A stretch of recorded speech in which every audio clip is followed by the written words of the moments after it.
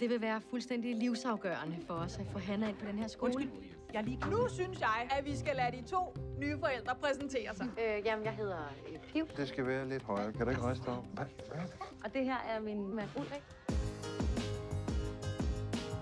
Det er mig, der er Torbjørn. Skorpion. Altså, hvis jeg var kineser, så ville jeg måske synes, det var en lille smule ubehageligt. Vi vil lige tælle de kinesere, der går her i klassen. 1, 2. Hyttesuren, den glæder jeg mig til. Fordi det program, det kender I. If it ain't broken, why don't try to fix it?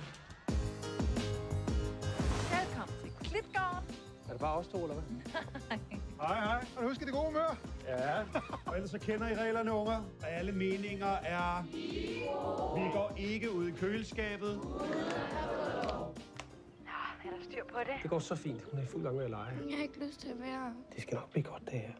Det siger du altid. Det synes jeg da ikke, jeg gør. Tror du ikke, det er mor? Kan du ikke bare gøre, som jeg siger? Hvor er du så sur hele tiden?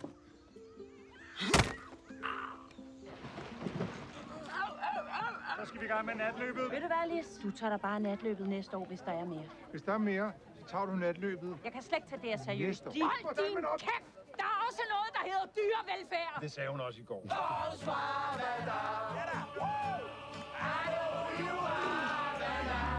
Kom nu for helvede, vi er her for at holde en fest.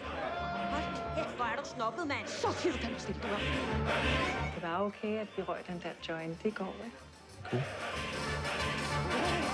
Skal du have et par runder? Er dig?